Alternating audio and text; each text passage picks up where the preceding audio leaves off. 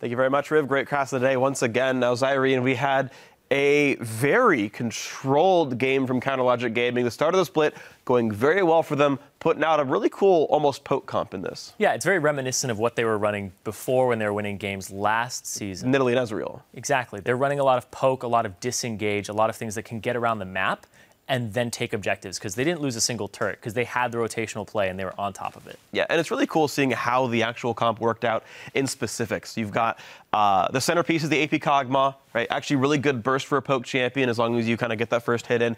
And all the champions that were picked fit so well with the composition. So having some kind of ranged lockdown, like a Sejuani or in this case an Ashe, is very good. It's not about engaging with your body, it's about just locking someone down so that Cog can follow up. Ashe sets up Cog really well. The other lineup are all disengage or defensive-focused tanks. Headbutt, Lee Sin Kick, Maokai in general, the king of defensive top lane tanks. So they're all centered around the fact they can set up Pobelter's Kog'Maw, and if something happens, they can all meet wall in front and keep things from going badly. It honestly works really well. Yeah, I feel like the Kog'Maw was kind of late-game insurance policy for them, because I feel like everybody else on that team is really good at picking people off and catching them out in rotation. And the Kog'Maw was kind of like, if it doesn't work out, then we have at least the AP Kog'Maw to fall back on. Because they were using the Ashe arrow, just sending it down mid lane when it's like, Shifter's going to engage. He got caught by an arrow. First blood was arrow down bottom onto Core JJ. That's how they were getting their advantages, were these picks. And then that's how I kind of feel about the Kog'Maw in the comp. Okay, I guess just to me, I think, anyway, to me, I feel like both are true, where like, you're right, they have all these cool pick potential, and then also their siege is quite good with that same sort of group of five. So either way, though, we're not just talking about the composition in theoretic. We're talking about an actual clip in this game. If we can pull it up on the screen, it's fairly late in the game. CLG's already got a pretty big lead, but it's one of the only roughly close team fights this game had. These guys are amazing, because right here, this just came out. That right there. That bowl is going to hit nobody, and that's going to make Gamsu have to come up from right here. He's going to engage the backline, and he's going to go after double lift. He's going to try to get on double lift, and because this doesn't hit, and also they only get a little bit of the fear off. Like, Pobelter is okay. He doesn't get hit by the fear from Hecarim. That's going to cause Shifter to have to overcommit to kill double lift, which gets Shifter killed as well. So as we roll this clip out, you're going to see Bola doesn't stun anybody. Then you're going to see Shifter's poking. He gets hit on, cleanses, runs up. He's out of his fight. He can't do autos. Gamsu goes through, doesn't fear Pobelter, and they hit double lift back. Now Shifter has to commit for double lift, and he goes too deep into the fight. He's pulling himself backwards. He's singled out by Pobelter at this point. And then Afromu and the rest of the team is doing zone control up at the front so that their backline cannot get to the backline of CLG, and Pobelter cleans house on that one. Yep. So the failed ultimates were really what made that fight there. It was actually pretty impressive. Shifter's ulti nearly won the fight for them because it knocked all the tanks back, and suddenly it's just Kog'Maw and Ashe stuck on the other set of Sand Soldiers. But what if the other ultis had hit? Alistar and Lee Sin, well, also, I mean, just keep in mind, Alistar and Lee Sin, like, knocked Hecarim back out anyway. Like, they nearly could have 2v2'd the backline. That fight could have been very different. But, of course, good play by all of CLG. Nice try by Dignitas, of course. Really a wonderful start to the season for the new CLG lineup. Either way, congrats to them for the 1-0. But for now, we're going to send it over to the Dash for some interviews. Thank you, gentlemen. Here with Pobelter and Afromu. After a very solid, methodical victory there, we saw a fairly low kill until the later stages of the game, and that's what I kind of want to throw to you, Afromu. It was brought up pretty quickly into the game that it seemed like you guys were reverting back to what was working for you during the regular season of last split in terms of play style. I think we discovered ourselves a little bit better with our new members coming in as well in Pobelter. So it's really nice to have a lot of damage that we can, you know, count on to be there in a late game Kog'Maw pick that we had. So it was nice, but I thought Dignitas also played really well, and they countered what our 2v1 strategy was to make it even. But in scrims, you know, it wasn't going that way. We were really far ahead, of course. That's how it happened last split as well. But yeah, Dignitas actually played really well. It's just their, you know, execution, planning, and team fight afterwards was really poor. All right, well, now to that end, the additions that you guys have made to this split, we've got Pobelter as well as Huhi coming in. Pobelter, for you yourself, how do you feel the transition has been from Winterfox to CLG so far?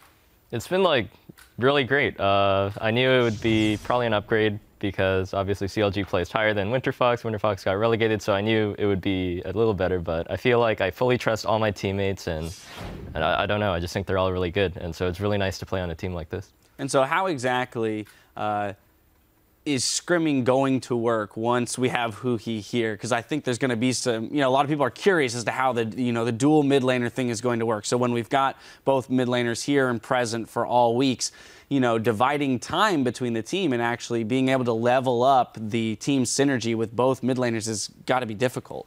Yeah, honestly, that's up to our coaching staff. That's to their discretion.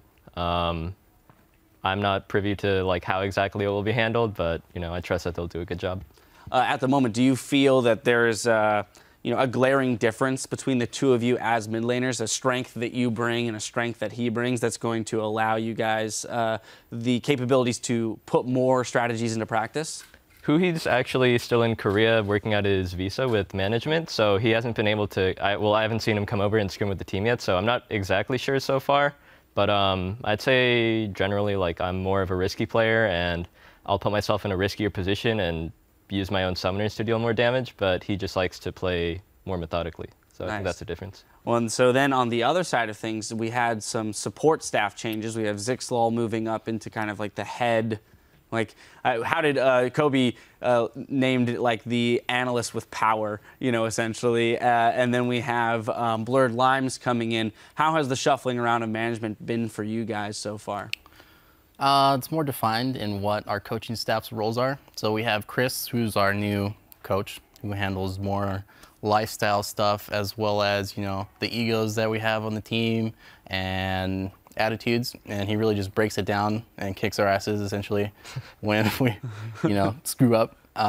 He also makes us have a lot of physical activity. So like in the morning we'll do a lot of stretching, we'll run, we'll go play basketball 3v3 or something like that. So it's pretty cool. And then we have Tony, Sir Tony Coach Gray, that's what we call him. Sir Tony Coach Gray. Yeah. I like it. Who is more the strategical mind and sets up our picks and bans, talks with us how to play the game, what champions we should be playing, so he does the more, that kind of stuff. Right, so this time around, the composition that we saw you guys build, we had the Kog'Maw for that late game poke and just high amounts of damage, as well as we saw the Lee Sin come back in and the Alistair with the Maokai. So a very solid front line with, Smithy building full tank on that Lee Sin.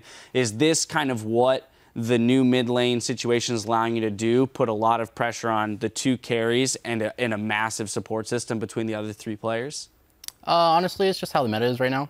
We're playing the tank meta, so really it's just like when most of the bans are towards all the tanks that are OP. You have Gragas, Rek'Sai, who's really tanky. Sometimes Sejuani's banned, so really it just goes down in the tier list. Who's the next most tanky champion that you should pick?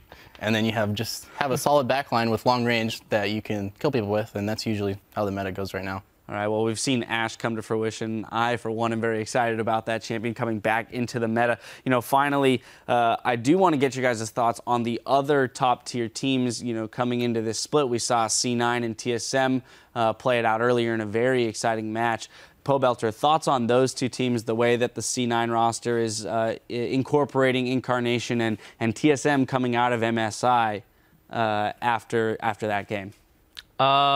I think that game in particular, it was kind of weird actually, because TSM, it feels like they should have won that game because Bjergsen was up like 100 CS in mid lane, but ultimately C9 just had the better team comp. They had Rumble Kog'Maw, I think, versus, 2 immobile carries. And once it gets late enough in the game, then they can just pretty much kill your backline without TSM's backline being able to deal any damage. So I think that game was won more so on picks. TSM and C9 obviously still going to be two of the best teams in NA. Right, so to that end, right, we've seen where two of the best teams, are as of right now. We've had a good litmus test for, where 1 and 2 are at the beginning of this season. We've now watched you play. You guys have had your first try on the LCS stage with this roster. Aphromoo, how do you feel the outlook of your season is? I'm asking you to project 9 weeks into the future here when we're approaching playoffs, but do you feel that this CLG roster with the new coaching staff and the ability to swap out mid laners, will find their spot back up in the, in that top echelon of teams? I'd like to quote Darshan on this, where he says we're going to be a top 3 team by the end of the split. So That's what I believe as well. All right, well, glad to hear it. Once again, gentlemen, congratulations on the victory, starting the split off right, 1-0. Team 8 and Team Impulse are loading onto the stage, and we'll face off in our 4th match of the day, so don't go anywhere. The North American LCS continues after this.